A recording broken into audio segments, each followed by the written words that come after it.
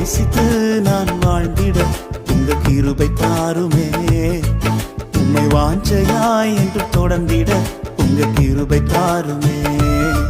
உம்மை நேசித்து நான் வாழ்ந்திட உங்க கிருபை தாருமே. உம்மை வாஞ்சையாய் கைவிடப்பட்ட என்னையும் ஒரு பொருட்டாய் எண்ணினீரே. வேண்டான்னு கிடந்த எந்தன் வாழ்வை வேண்டும் என்றீரே. கைவிடப்பட்ட என்னையும் ஒரு பொருட்டாய் எண்ணினீரே.